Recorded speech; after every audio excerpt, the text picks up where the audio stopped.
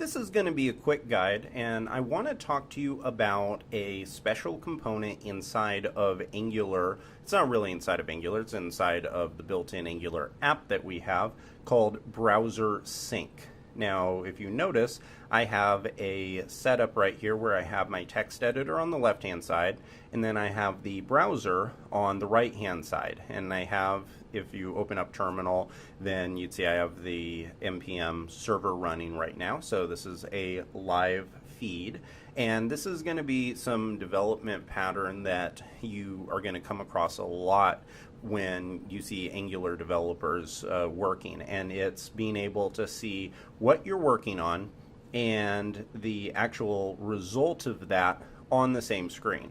Now, if you have multiple screens, then usually what you'll see is all your code base on your main screen and then the browser open in another one.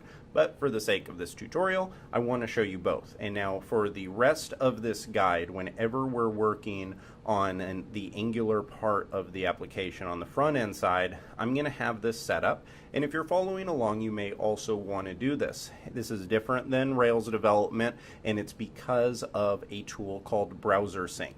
Now, if I come to our homepage component right here, and I change the template to say freelancer, if I hit save right now, watch what happens in the browser.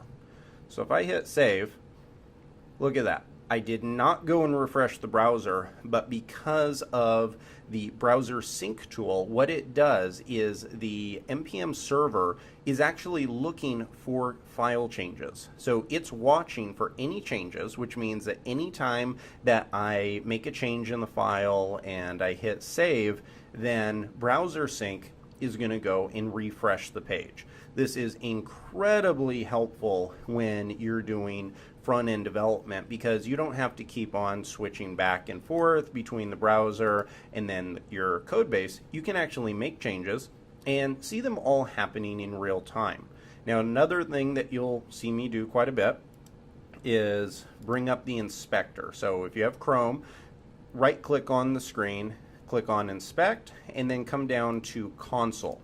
And what you'll see here is anytime that you have an Angular error, it's not going to come up in the terminal, but usually you're going to see it here in the console. So what will happen is, like, let's say that I come here and I get rid of our template file. You can see that it just says app loading, which means the app never actually loads, it's still loading. And if you didn't have the console open, you'd have no idea what was going wrong. And so if you come down here though, you can see where it says error, system.js, no template specified for component homepage component. So this is awesome because if you came from earlier versions of Angular had some of the worst error messages you've ever seen in your life. They had no kind of real descriptions. It was just very challenging. Every time you had an error, it's like you had to Google it and find what you were doing wrong. So thankfully though, Angular 2 is much better at this. So what I'll usually do is I'll keep the terminal open here, and if we have any errors, they're not going to show up on the screen, they're not going to be in the terminal, they're going to be right here in the browser console. So if you're following along, I recommend for you to do it as well. Now I'm going to hit save after I make that change, and you can see that that comes back.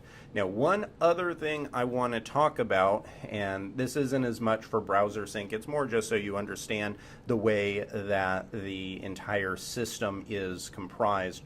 We've already talked about how our application has these node modules, and these are all of the libraries that were in our package JSON file. So this, when we ran npm install, the npm library went and it checked each one of these and it brought them in and verified their versions and dependencies and installed them, and then it installed them in node modules.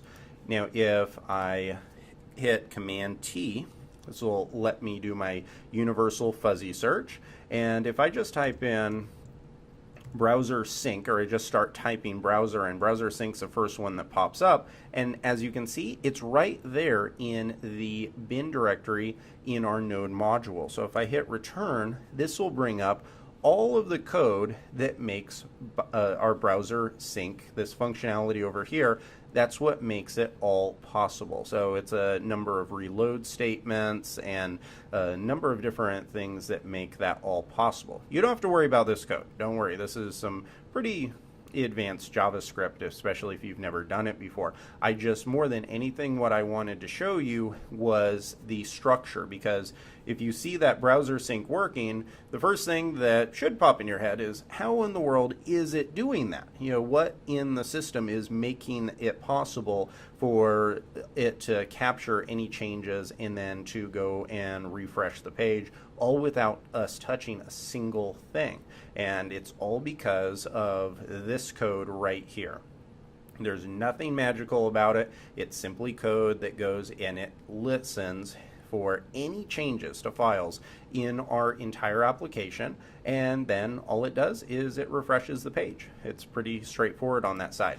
That wasn't as much a talk about browser sync specifically. It's more to show that every single thing that we cover here and all of the features we're going to build in the application are included in our directory. So when you think about, when you see something that seems really cool, it didn't happen out of thin air. All we're doing is we're calling code, usually from node modules if it's an outside library, or code that we create right here. So that's a little bit of an introduction on what browser sync does, how I will have the system configured for the build out of the application, especially the Angular component side of it, and then also how the entire system is structured in terms of modules like browser sync and how they're called and how they're set up in the system. So now that we have all of this, in the next guide, we're going to start building out our file structure so we can be organizing our code properly.